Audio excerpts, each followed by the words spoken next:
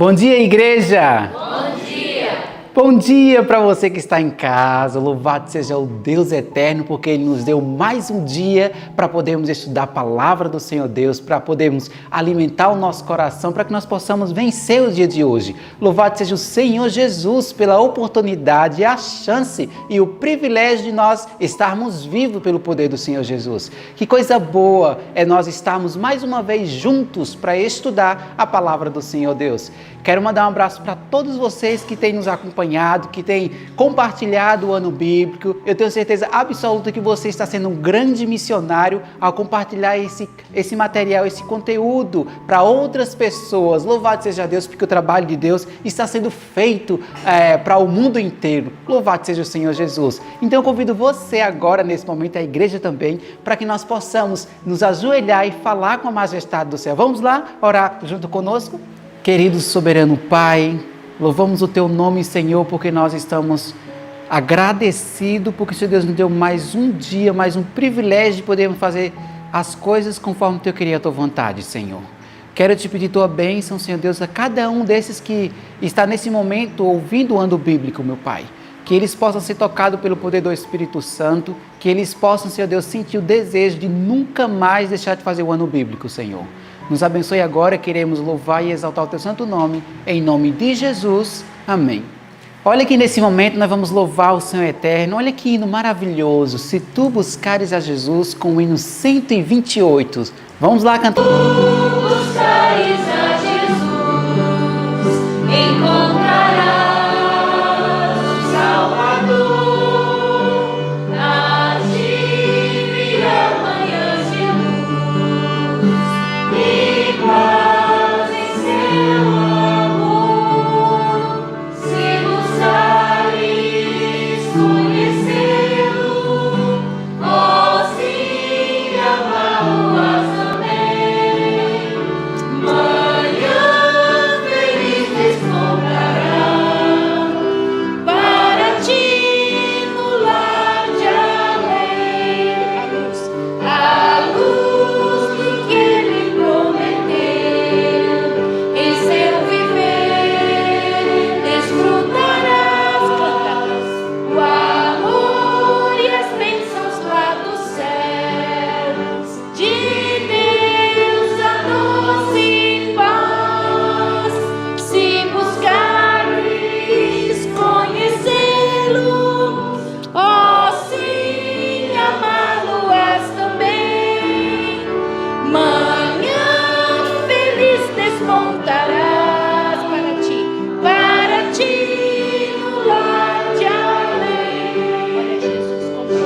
Jesus compreende a tua dor e sempre quer teu bem-estar.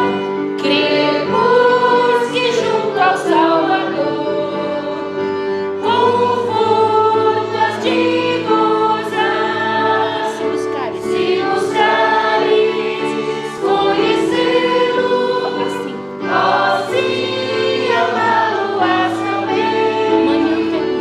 Manhã feliz despontará para ti no lar de além. Muito bem, que hino maravilhoso, que você possa encher seu coração e cante mais vezes esse hino durante o dia de hoje. Nesse momento nós vamos decorar a palavra do Senhor Deus, colocar no nosso coração um texto muito bom que diz: maravilha-nos que tão depressa, que texto fantástico. Vamos decorar junto conosco, eu convido a igreja também, para que nós possamos colocar na nossa mente, Gálatas 1, do 6 ao 9. Vamos juntos decorar esse texto? 1, 2, 3. Gálatas 1, do 6 ao 9.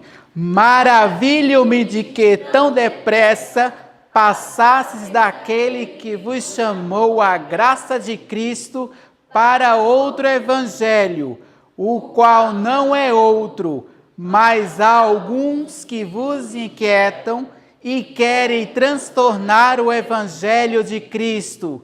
Mas, ainda que nós mesmos ou um anjo do céu vos anuncia outro evangelho, além do que já vos tenha anunciado, seja anátema.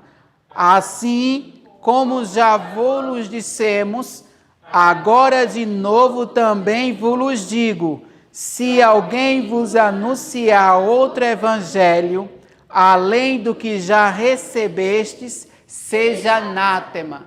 Gálatas 1, do 6 ao 9. Gálatas 1, do 6 ao 9. Maravilho-me de que tão depressa passasses daqueles que vos chamou a graça de Cristo para outro evangelho, o qual não é outro, mas alguns que vos inquietam e querem transtornar o evangelho de Cristo. Mas, ainda que nós mesmos, ou o anjo do céu, vos anuncia outro evangelho, além do que já vos tem anunciado, seja anátema. Assim como já vos dissemos, agora de novo também vos digo, se alguém vos anunciar outro evangelho, além do que já recebestes, seja anátema. Gálatas 1, do 6 ao 9. Gálatas 1, do 6 ao 9. Maravilho-me de que tão depressa passasses daquele que vos chamou a graça de Cristo para outro evangelho, o qual não é outro, mas alguns que vos inquietam e querem transtornar o evangelho de Cristo.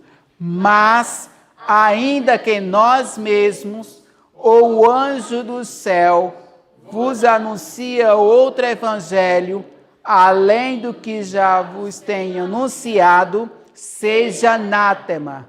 Assim como já vos dissemos, agora de novo também vos digo, se alguém vos anunciar outro evangelho, além do que já recebestes, seja anátema. Gálatas 1, do 6 ao 9. Muito bem, que você possa passar o dia de hoje decorando esse texto que está lá em Gálatas 1, do 6 ao 9. Que Deus te abençoe e te convido agora para que você possa chamar sua família, convide seus amigos para que nós possamos estudar junto a palavra do Senhor. Que Deus te abençoe e tenha um bom dia.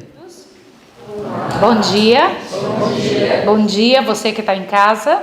Bom dia, nossos irmãos que estão sempre conosco todas as manhãs. Você tem levado avante esse material para as outras pessoas? Tem dado a eles a chance de conhecer o que você tem conhecido? Tem se envolvido na missão celestial de espalhar o Evangelho para todos os lugares? De fazer com que as pessoas, pela graça de Cristo, pela mensagem tão trabalhada do ano bíblico junto com o espírito de profecia, possa ter a chance de conhecer o que você conhece? Louvado seja o nome de Deus, porque o que vamos estudar hoje, o Senhor Deus em sua bondade deixou de uma forma tão delicada, tão cuidadosa na palavra, que nós podemos saber algumas coisas que por aí se tem como interrogação.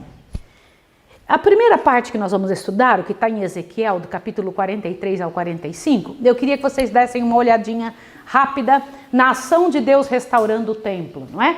O Senhor Deus, na sua misericórdia e bondade, ao restaurar o templo, na verdade o Senhor Deus estava tentando restaurar o homem, dando a ele, dando ao ser humano, dando ao povo de Israel, condições de dizer e entender o que deveriam fazer para não cair mais na mesma situação, né? A glória do Senhor entra no templo. Pode passar. Existem algumas partes especiais que o Senhor Deus deixou claro ao seu povo que eles deveriam agir, que eles deveriam fazer para que a glória do Senhor pudesse entrar no templo da vida, não somente no templo físico, né? E a meu povo ensinarão a distinguir entre o santo e o profano e o farão discernir entre o impuro e o puro. Irmãos, essa é a parte mais importante da lição. Se você consegue entender que tal coisa é impura e que tal coisa é pura, este é o grande trabalho do Evangelho, nessa grande dificuldade que acabou se estabelecendo no planeta, que as pessoas não compreendem o que é certo e o que é errado. Elas já não sabem mais o que é pecado. E o Senhor Deus pede que seu povo seja ensinado, pela palavra de Deus, obviamente, a fazer a distinção entre uma situação e outra. E o Senhor Deus tem uma mensagem também ali para a quem dirige o povo de Israel. Dá uma olhada naquela balança. Eu achei muito interessante a imagem que se coloca, que a palavra de Deus coloca, para estabelecer um paralelo interessante no capítulo 45, entre a justiça que ele espera de seu povo, né? Vocês já foram longe demais, parem com a violência e a opressão, façam o que é justo e direito, parem de apossar-se do que é do meu povo. Palavra do Senhor, olha lá, balanças honestas, usem balanças honestas em todos os sentidos, né? Nós vimos ontem, na lição de ontem, como Deus leva a sério essa questão do cuidado que se deve ter com algo que passa em nossa mão, com os privilégios que temos de possuir alguma coisa ou estar trabalhando relacionado aos bens que as pessoas possuem. E hoje, no entanto, o Senhor Deus, em Marcos capítulo 14, 3 a 11, em Mateus 26, 6 a 13, em Lucas 7, 36 a 50, São João 11, de 55 a 57 e 12, do 1 ao 17, tem uma mensagem muito séria para nós. Deixa eu comentar uma coisa com você. Jesus gostava de estar num certo local. Deixa eu mostrar para vocês uma coisa interessante. O lar de Lázaro, Marta e Maria era um lar especial. Eu fico imaginando o que tinha ali, mas quem eram eles? Você já parou para pensar quem eram esses três? Você não ouve falar dos pais de Marta, Lázaro e Maria? Porque provavelmente eles eram órfãos e Lázaro então assume a responsabilidade de sacerdote da família. No entanto, eles têm alguém mais com quem eles dividem este lar. É o tio Simão. Simão era tio deles. E como tio, Simão começa a se envolver com uma dos membros desta família. Deixa eu te explicar os detalhes desta casa. Lázaro, naturalmente, era um homem equilibrado, alegre e bastante devoto. Marta, ela entendia que devia mostrar amor e cuidado para com as pessoas através das atitudes. Então, Marta estava sempre envolvida com o trabalho da casa. Maria, no entanto, sabia encantar. Eu imagino que se fosse para escolher alguém para ser recepcionista da igreja, seria Maria. Ela era engraçada, alegre, ela era muito bonita. E ela tentando encantar, tentando manter aquele temperamento mais extrovertido, Marta, no entanto, era mais recatada. Maria era uma mulher bastante alegre. Alguém colocou os olhos nela, era o tio Simão. E o tio Simão começou a aproximar-se de Maria de forma indevida. E foi ele a primeira pessoa que, ao avançar os limites que se deve ter numa vida, levou Maria ao pecado. Maria guardava aquela angústia em seu coração. Ela não tinha coragem de dizer para nenhuma pessoa. E, no entanto, ela continuava a sorrir na igreja enquanto o seu coração se mantinha doído e machucado. De repente, as atitudes que ela foi aprendendo com aquele membro de sua família começaram a aparecer aqui e acolá com uma atitude com uma pessoa ou outra. Nós temos que ficar observando que quando nós temos uma pessoa que está sendo abusada ou que foi abusada ou que está participando de algum abuso físico, essa pessoa tem um comportamento externo característico e Maria também tinha. Daqui a pouco ela começou a se tornar mais fácil, ela pensava, eu não tenho valor mesmo. Uma pessoa abusada sempre pensa que não tem valor. E ali estava Maria naquele tipo de situação terrível. Daqui a pouco se ouviu entre as pessoas, cuidado com Maria. Não deixe suas filhas andar com Maria, ela tem um jeito meio estranho. Não permita que seus filhos cheguem ali. Maria percebeu que ela estava falada. E daqui a pouco ela chegou e caiu nos braços de um, no braço de outro, no braço de outro. Como isso acontece? Deixa eu te explicar uma situação. Quando um pai e uma mãe sabem que algo é errado, mas por amor, ouça o que eu vou te falar, ao filho, ele cede o que é errado, está ensinando ao filho que quando crescer, ele também tem que ceder quando ele entender que ama alguém. Quando ele achar que ama alguém, ele vai ceder. Aquela criança que viu que os pais cederam que era errado, quando ela era criança porque o amava, vai ceder quando crescer, quando encontrar alguém que ele acha que o ama. Compreendeu isso? E Maria, ela começou a ceder aqui e acolá. Daqui a pouco ela começou a ficar conhecida como alguém de vida fácil. E ela resolveu mudar de vida. Maria resolveu mudar de vida e saiu dali e falou, eu vou começar uma vida nova num outro lugar. E ela foi para Magdala. E lá em Magdala ela pensou, eu posso encontrar um trabalho especial. E tentou o trabalho, mas ela percebeu que num dia ela já não tinha mais condição de se alimentar e pensou, tem mais cordeiros de onde estavam vindo aqueles que eu levava para pedir perdão, mas eu vou ceder só hoje, depois eu encontro o trabalho.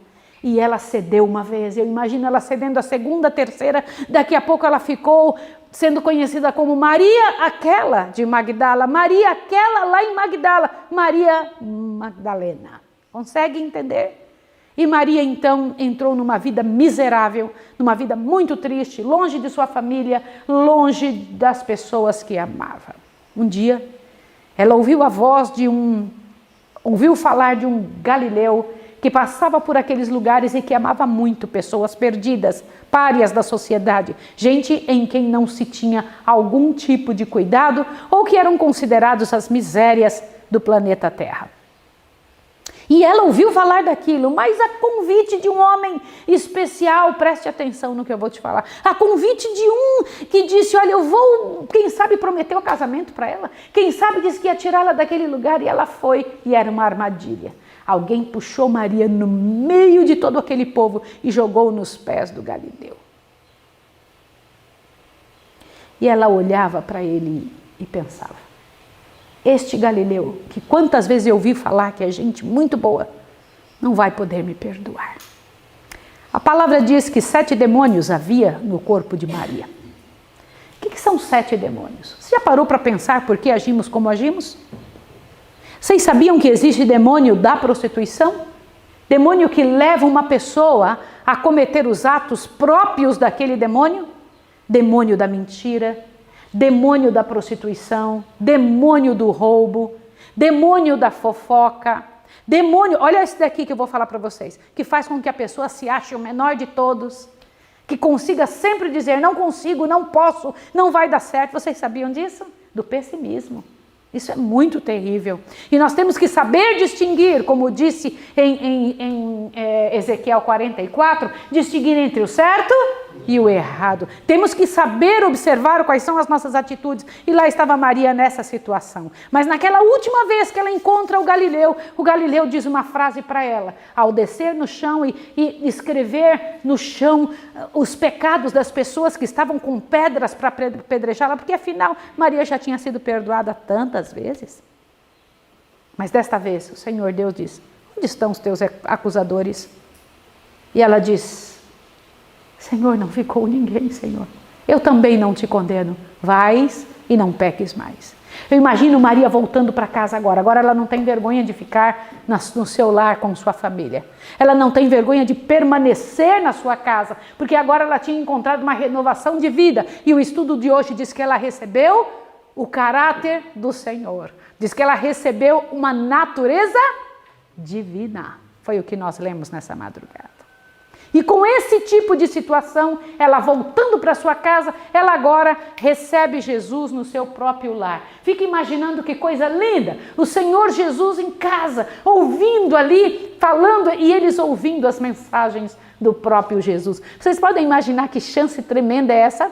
De ter alguém na nossa casa como visita, o Senhor Jesus Cristo, mas não somente como visita, alguém que gostava de estar em nossa casa. Por que Jesus gostava de estar naquela casa? Você sabe explicar por quê?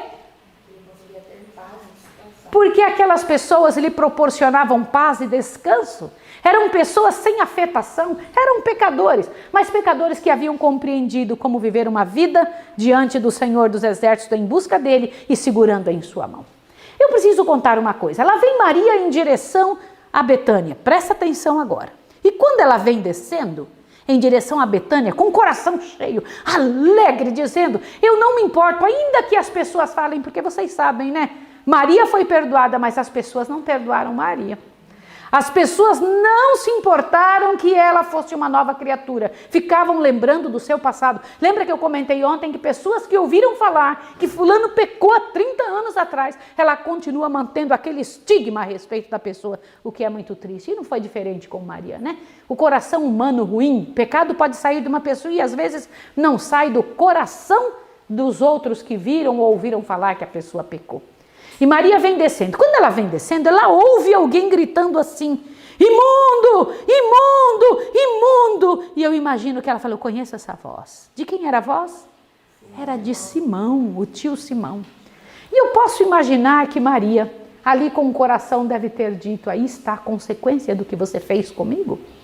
Olha, aí está a consequência. Mas passou por aquela estrada também alguém que não consegue ouvir falar. Olha só. Alguém gritando por socorro sem poder ajudar. Jesus passou por ali e curou a Simão, que estava leproso. E Simão não era uma pessoa qualquer. Simão era um dos grandes fariseus da época. Um homem muito conhecido. Quem era ele? Se você parar para pensar, depois isso aí é Maria, quando ela estava... quando ela era prostituta, tá? Avante. E aí, olha só a situação. Lembra dessa situação? Estão lembrados? E Jesus passa e cura o Simão leproso. Tá bem? Ali está Simão que o Senhor Deus cura. Jesus cura, independente se a pessoa merece ou não. Havia uma razão para isso. E lá Jesus vai e a vida passa. Passa por algum tempo. Mas Simão, como bom fariseu, não podia ser curado sem querer pagar aquilo que tinha lhe sido feito.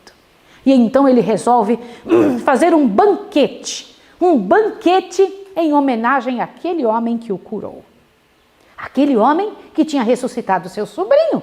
Aquele homem que tinha feito tantas... Na verdade, ele queria o sobrinho junto, porque na verdade aquele seria o jantar do ano. Imagine um jantar sendo oferecido para Jesus e Lázaro estando junto, e a grande sociedade dali daquela região chamou. Olha só a cena. E lá se foram. Presta atenção. O episódio ocorreu na casa de Simão. Simão era o fariseu a quem Jesus havia curado da terrível enfermidade da lepra. Então veja o banquete na casa de Simão. Deixa eu comentar um detalhe com você. Vocês sabem como é que eram os banquetes daquela época? Eram comidas que às vezes eram oferecidas com as portas abertas, de forma pública, para que alguma pessoa pudesse entrar.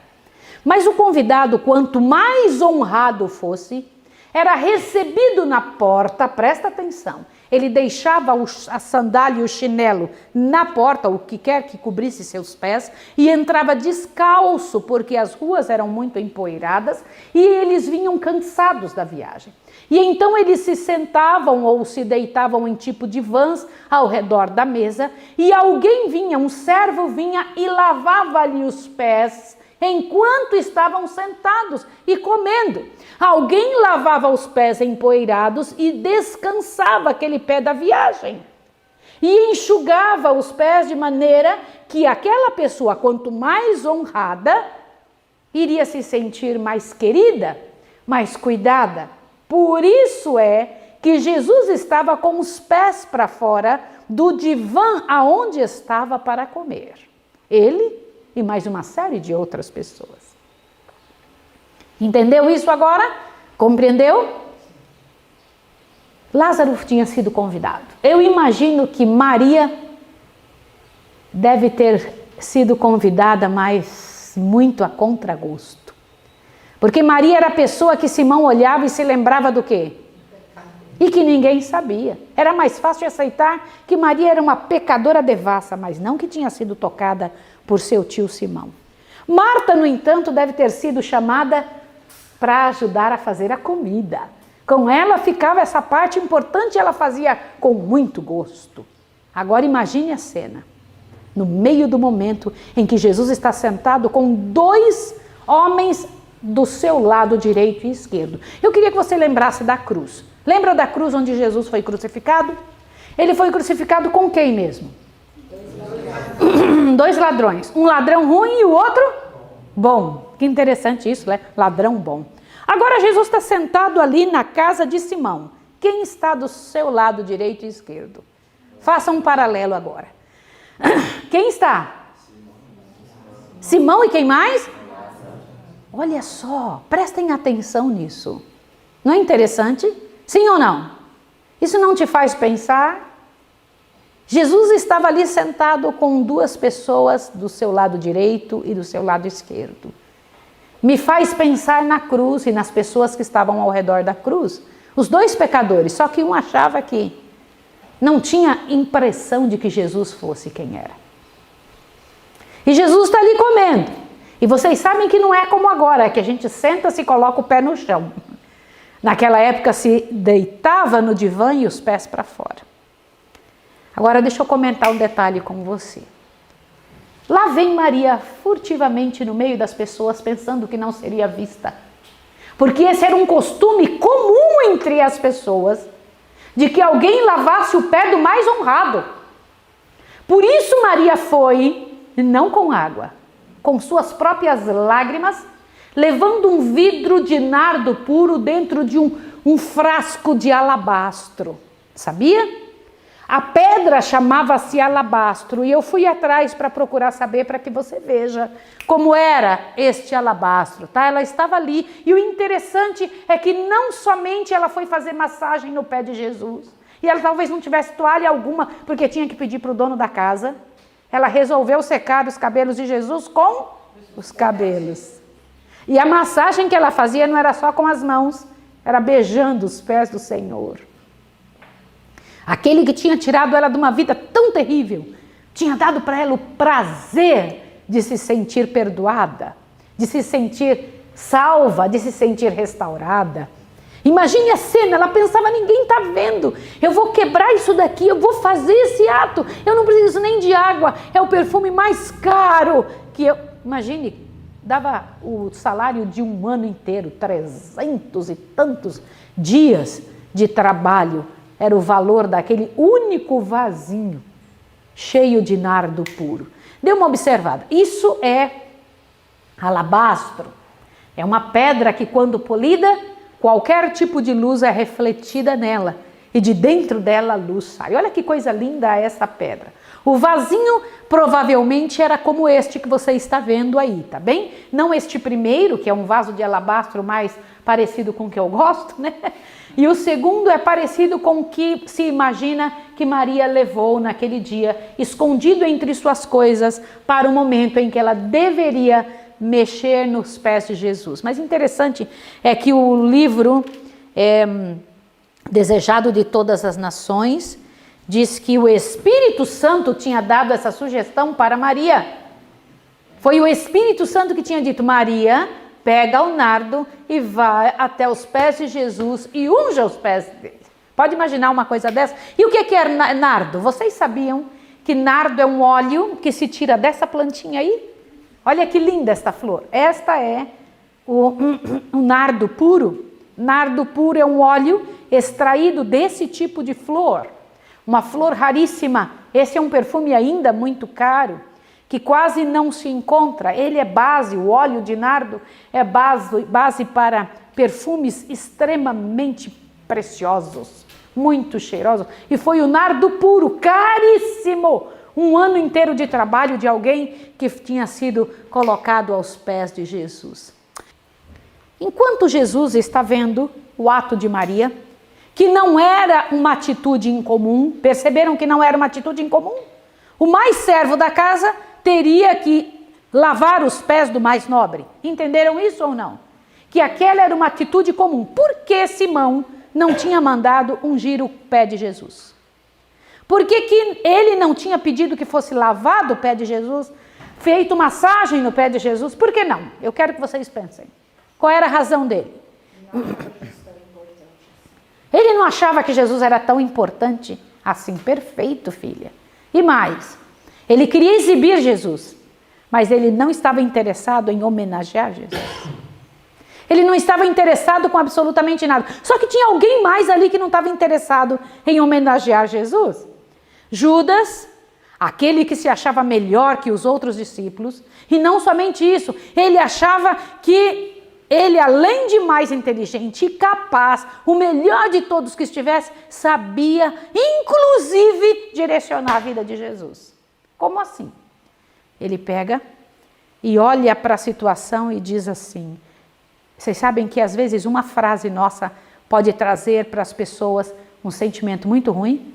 Vira para as pessoas e diz, isso daí poderia ter sido vendido, diz que murmurando, e dado este valor aos pobres. Ha! Os pobres não veriam um tostão, porque Judas era ladrão. Sim ou não?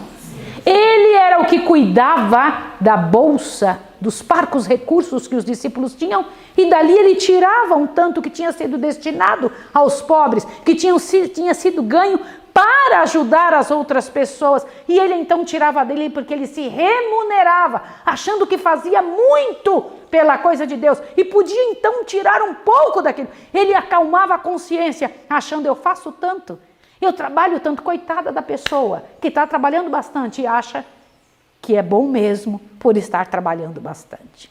Coitada dessa pessoa. Cai nesse problema, né? E Satanás, ele sabe misturar os sentimentos errados. Judas era cheio de cobiça, e cobiça corroeu a vida toda, tomou conta dele inteiro, que ele não se importava de roubar. Jesus sabia que ele era ladrão? Deixa eu fazer uma pergunta para vocês. Sabia ou não? Se vocês soubessem, tivessem certeza que alguém era ladrão, vocês dariam o trabalho de tesoureiro para essa pessoa? Não. E por que Jesus deu?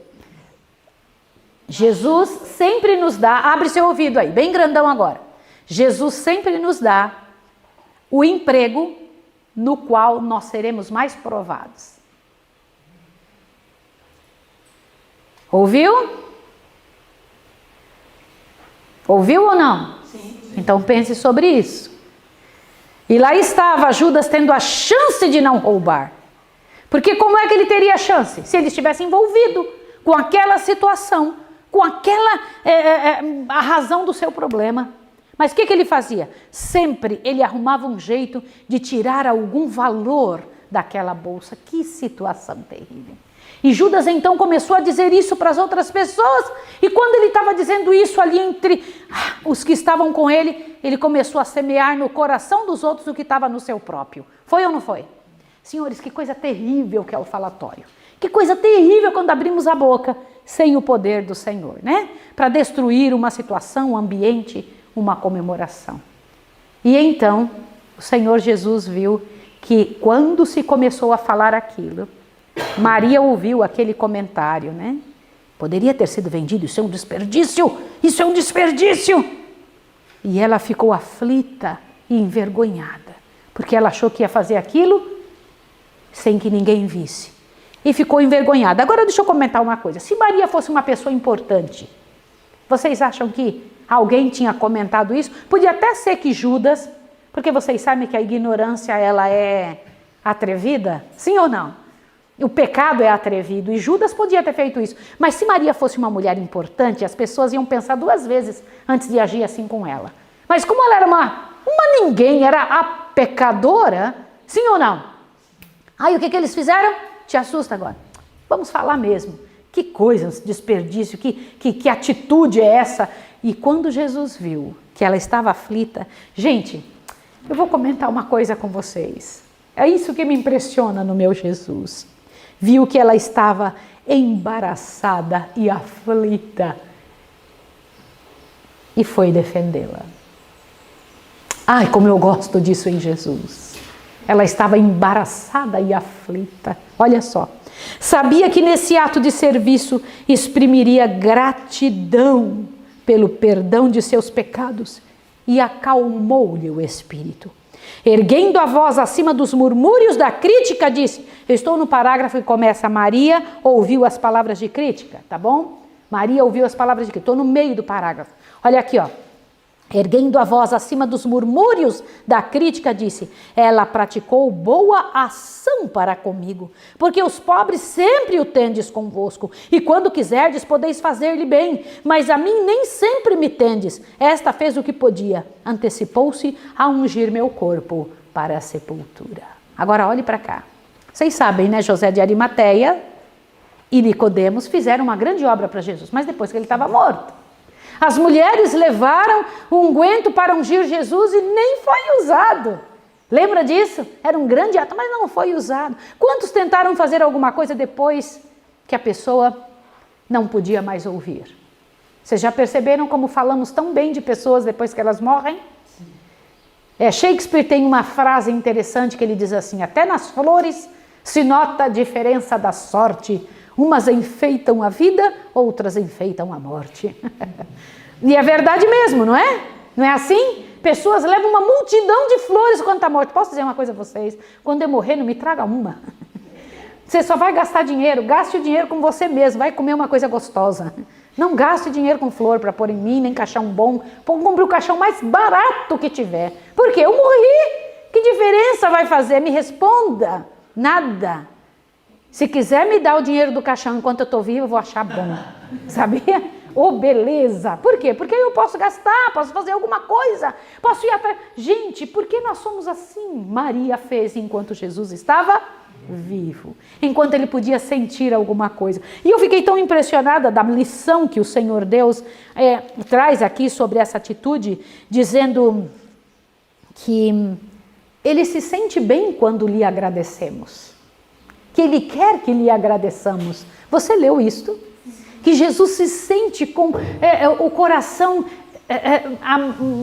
amaciado. Olha que coisa linda. Quando então o filho vai até ele e diz: obrigada, Senhor, e quer lhe fazer atos de bondade. Como podemos fazer atos de bondade para Jesus? O que quer que fizeres a um destes meus pequeninos, a mim o fazeis. Olha que coisa tremenda. E enquanto estavam ali, naquele momento, o Senhor lança um olhar para Judas. Foi ou não foi? E no olhar que Jesus lançou para Judas, tinha acabado de explicar para as pessoas a atitude de Maria, e no olhar que lançou para Judas, Judas então viu que Jesus tinha lido toda a sua hipocrisia. Quer que eu leia para você esse parágrafo? Eu achei seríssimo. O parágrafo começa assim: o olhar que Jesus lhe lançou, no entanto. Olha, ache comigo esse parágrafo e leia. O olhar que Jesus lhe lançou, no entanto, convenceu a Judas de que o Salvador lhe penetrara a hipocrisia e leira seu baixo, desprezível caráter. Irmãos, olha que coisa tremenda. Avante. E louvando Maria tão severamente reprovada, Cristo repreendera Judas. Antes disso, o Salvador nunca lhe fizera uma censura direta. Agora, a reprimenda irritou-lhe o coração. Deixa eu falar uma coisa com vocês. Vocês se lembram que eu disse a vocês que repreende um tolo e ele vai se tornar seu inimigo. Repreenda um sábio e ele vai se tornar mais sábio ainda. Sim ou não? Sim. Não é isso? Aí deixa eu dizer, Jesus não repreendeu só Judas naquela noite. Por que Judas ficou tão bravo? Porque ele era tolo. Olha o que o pecado faz com a pessoa, né? Decidiu vingar-se. Da ceia, pode colocar agora a imagem. Da ceia saiu diretamente para o palácio. Foi ou não foi?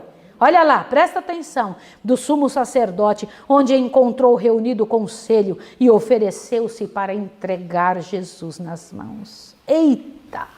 Os sacerdotes se regozijaram. Porque ele estava lá reclamando do dinheiro que tinha sido gasto, os 300 denários que ele falou. Isso aí podia ter sido vendido por 300 denários e dado aos pobres. E agora ele ganha 30 moedinhas para trair Jesus. Vocês não acham interessante isso? Façam um paralelo aí na cabeça de vocês. E recebeu. E eu sempre fiquei imaginando como era o rosto de Judas. Vocês sabiam? Porque vocês sabem que o pecado, ele marca o rosto da pessoa? Sim ou não? Olha o que eu gostaria de comentar com vocês. Dizem que até os 40 anos nós temos o rosto que Deus deu. A partir dos 40 nós temos o rosto que merecemos. Daquilo que fizemos com o nosso corpo, daquilo que fizemos na vida. O pecado marca pessoas com rosto amargo, com rosto cansado, com pessoas chateadas, desconfiadas. As pessoas, elas acabam ficando com o rosto do seu pecado. Como era o rosto de Judas? Vocês têm ideia? E eu fiquei imaginando e pensando como era Judas. E eu fui buscar um retrato de Judas. E eu me impressionei como as pessoas imaginam que ele era. Por favor, dá uma olhadinha que ideia que as pessoas têm a respeito de Judas. Vocês podem imaginar, dizem que ele era horroroso, feio. O Sr. White diz, no entanto, que ele era alto, o mais bonito de todos os discípulos, né? Diz que ele era alto, grande, constituição permanente, grandão, e que ele então possuía um rosto de pecado, mas o seu corpo, a sua aparência, dava a impressão que era o mais nobre de entre todos os discípulos. Vocês sabiam? É isso que ela comenta. Ela disse que se nós tivéssemos hoje que escolher por aparência, Judas seria chamado rapidamente, né? Mas olha... Oi, querida? Ativava a afeição dos discípulos. Cativava a afeição. As pessoas amavam ouvir. Ai, quero ouvir Judas, né? Um jeito, que coisa, né? Mas olha ali como as pessoas imaginam Judas. Dá uma olhada, aquele rosto, aquele olhar, aquela maneira. E eu fico imaginando que coisa tenebrosa, né? Que coisa horrível. Ainda bem que não se parece com ninguém que conhecemos. Irmãos, mas nós temos alguma atitude igual a dele? Se não de Judas, olha a atitude de Simão. Simão estava sentado ali e eu fico imaginando o momento em que eles estão comendo. Olha lá, vocês estão vendo 2 homens ali atrás, olhando a cena, vocês estão percebendo? Olha, tá vendo? Tem 2 comendo e 2 ali olhando a cena. Vocês estão vendo? Um de mais com barba. Eu fico imaginando que tentaram retratar Judas e tentaram retratar ali Simão. Imagina eles observando aquela cena. E Simão, que era mais velho, né, mais inteligente, a idade tinha dado para ele alguma experiência. Eu imagino ele olhando tudo aquilo, vendo o pessoal falar. E ele tinha sido influenciado pelas palavras de Judas. Aí ele pega e fala, ai, que eu fiz? Quem que eu chamei para esse banquete?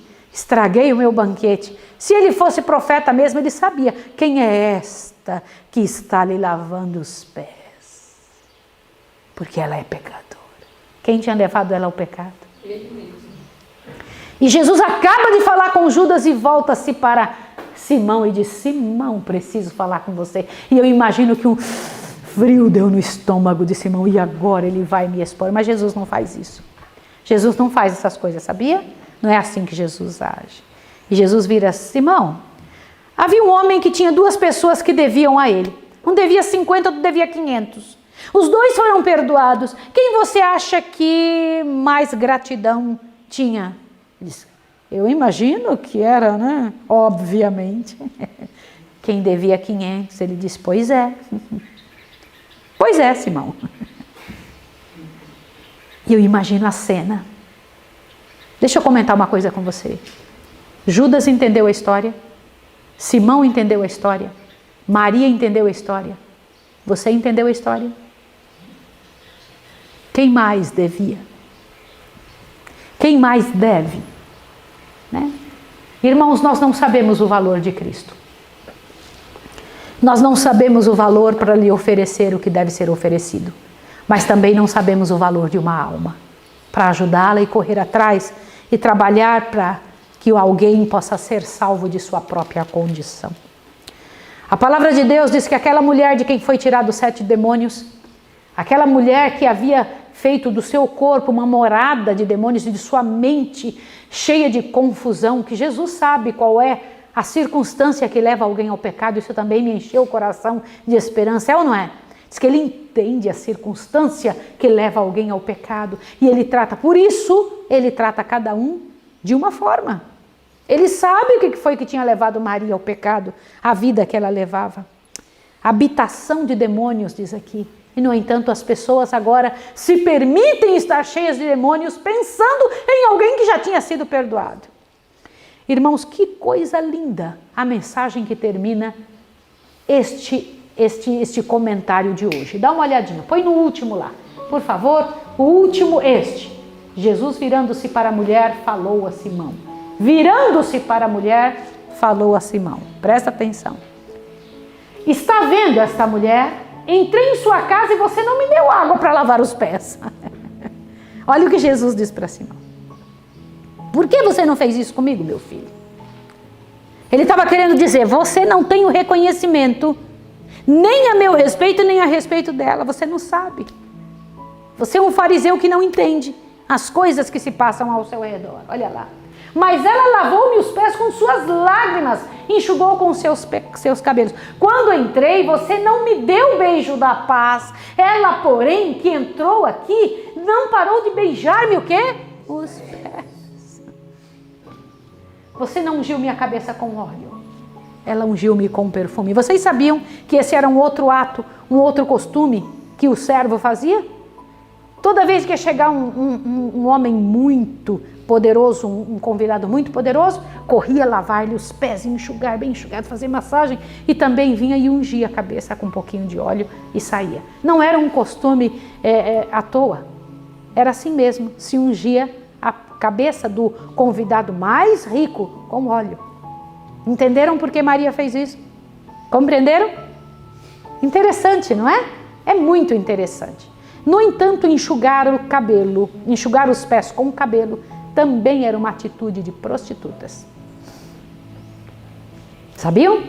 Elas faziam isso. Elas, com os homens a quem elas estivessem fazendo os seus atos de pecado, elas enxugavam o cabelo, os pés com o cabelo. Por isso, algumas pessoas pensam de forma sacrílega e horrível e tenebrosa que Jesus e Maria tinham algum caso entre eles. Terrível, né? O que na verdade não era, tá bem? Então nós temos que pensar sobre esta situação. Olha como é que termina o livro desejado de todas as nações. A pessoa que a ele se volve em busca de refúgio, Cristo erguerá acima da acusação e da contenda das línguas. Amém, senhores? Avante. Nenhum homem ou anjo mau pode incriminar estas almas. Cristo as liga à sua própria natureza humano-divina. Amém, senhores? Avante. Acham-se ao lado daquele que tomou sobre si os pecados, na luz que procede do trono divino. Quem tentará acusação contra os escolhidos de Deus? É Deus quem os justifica. Quem os condenará? Pois é Cristo quem morreu, ou antes quem ressuscitou dentre os mortos, o qual está à direita de Deus e também intercede por nós. Amém, senhores? Louvado seja o nome de Deus. Vem cá, Rebequinha. Que Deus tão bom que pode cuidar da nossa vida. Vamos entender uma coisa?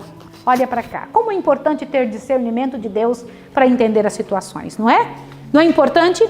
Como é importante também, pela graça e pelo poder de Jesus, saber este momento especial, entender as pessoas que nós temos e que recebemos em nossa casa. Oi, filhinha. Oi, meu amor. Ó. E Maria tinha sido, então, uma das pessoas que tinha feito o que era certo dentro do lar de Simão, dentro daquele momento do banquete. No entanto, era considerada a maior pecadora. Que o Senhor Deus, na sua misericórdia, ao nos conhecer, porque Jesus nos conhece, sabe as circunstâncias de nossa vida e por que vivemos da forma... Não, filhinha, não faz isso não. Sabe por que é que vivemos da forma como vivemos e o que tem nos levado a pecar? Ele, que sabe todas as coisas, é capaz de nos perdoar. Jesus nos perdoa? Sim? É, né? Tá arrumando para a mamãe, né? Vamos orar? Vamos. Que oportunidade o Senhor nos tem dado de fazer parte do teu trabalho e muitas vezes de forma indigna, como Judas, temos trabalhado e pensado que somos bons, que temos algum valor. Senhor, em nome de Jesus, nos ajude. Ajuda-nos para que estes demônios, Pai de amor, saiam de nós. Que nós não venhamos ter essas atitudes dos anjos maus. Não permita que os anjos maus fiquem em nossa vida, Senhor. Quantos de nós sofrendo por situações diversas, Pai? Como Maria, Pai Santo, que tinha sido introduzida ou trazida para o pecado por causa de algum membro da família. Senhor, se alguém que está ouvindo agora passa por situação semelhante, ajuda essa pessoa a encontrar teu filho, Senhor, para que consiga o mesmo alívio que Maria encontrou. Que não precisemos cair em pecados como Maria caiu. Que não venhamos trazer, Pai de amor, para esse mundo uma angústia maior do que esse mundo já tem. E que em nome de Jesus possamos encontrar no Senhor a solução para os nossos pecados. Organiza, Pai de amor, em nome de Jesus Cristo, a nossa história e a nossa vida, para o louvor do teu nome. Abençoa essa pessoa que está nos ouvindo em casa, em nome de Jesus. Amém, Senhor.